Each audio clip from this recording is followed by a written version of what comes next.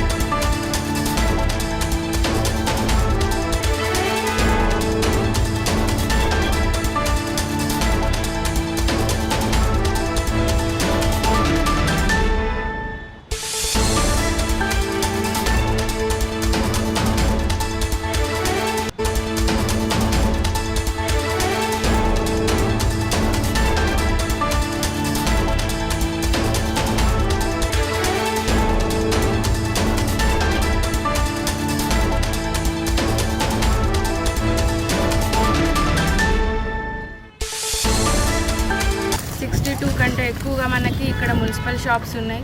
అయితే municipal shop allotment చేసిన కాడ నుంచి కొంతమంది రెగ్యులర్గా మంత్లీ ఇన్స్టాల్మెంట్స్ పే చేస్తున్నారు, కానీ కొందరు పే చేయట్లేదు. ఏరియాస్ డ్యూస్ కూడా ఎక్కువ ఉన్నాయి. అందులో ఉన్నటువంటి షాప్స్కి అన్నిటికీ 34 వరకు కూడా మనం ఇవ్వడం అనేది జరిగింది, రెడ్ నోటీసెస్. అందులో చాలామంది ముందుకు వచ్చి కట్టినారు. ఎక్కువగా డ్యూస్ ఉండి మోర్ దాన్ 5 lakhs ఉండి 4 lakhs, 3,50,000 అబోవ్ ఉన్న వాటిల్లో ఒక 3 షాప్స్కి అయితే ఈరోజు సీజ్ చేయడం జరిగింది. మిగతా వాటికి కూడా సమాచారం ఇచ్చి అవి కూడా సీజ్ చేయడం జరుగుతుంది. అండ్ ఏవైతే పీరియడ్ ఎండ్ అయిపోయినాయి ఉంటాయో వాటిని మనకిప్పుడు మనందరికీ తెలిసిన విషయం ఏంటంటే ప్రతిసారి మనం ఎక్స్టెండ్ చేసుకుంటూ పోతున్నాం. ఆక్షన్ అనేది ఈ మధ్యకాలంలో నిర్వహించలేదు. కొన్ని ఇయర్స్కైనా సరే మనకు ఆక్షన్ నిర్వహించాల్సింది అనేది ఉంటుంది కండిషన్. సో అవన్నిటి కూడా రూల్స్ అండ్ రెగ్యులేషన్స్ పాటిస్తే గౌరవ చైర్పర్సన్ గారి సలహాలు సూచనలు కూడా తీసుకొని నెక్స్ట్ ప్రొసీజర్ ఎట్లుంటుందంటే మున్సిపాలిటీకి రెవెన్యూ లాస్ అనేది కాకుండా చర్యలు తీసుకోవడం అనేది జరుగుతుంది. మార్చ్ 31 ఆఖరిగా వస్తుంది కాబట్టి షాప్ రెంట్స్కి ఇప్పుడు మీ ప్రాసెస్ అనేది నోటీసెస్ పీరియడ్ అనేది ఉంటుంది. సో వాటికి 3 నోటీసెస్ ఇచ్చిన తర్వాత ఫైనల్ స్టెప్ కింద ఇది మనం తీసుకుంటున్నటువంటి ఆప్షన్. ఇందులో కూడా మనం ఇదివరకు ఫస్ట్ 2 నోటీసులు ఇచ్చినప్పుడు కూడా మనకు కొంత రెస్పాన్స్ వచ్చింది, కొంత పేమెంట్ అనేది అయితే జరిగింది. సో ఎట్ ఏ టైం మనం 1 monthలో 1 weekలో తీసుకునేటటువంటి యాక్షన్ కాదు కాబట్టి 31 ఆర్థిక సంవత్సరం అవుతుంది కాబట్టి ఇంటెన్సివ్ డ్రైవ్ అనేది చేపడుతుంది. వాటి మీద కూడా రేపటి నుంచి యాక్షన్ అనేది ఉంటుంది, మీరు చూస్తారు. వాటి మీద కూడా మనం ఏ దాంట్లో అయితే అది ఉందో అది కూడా మనం చూద్దాం.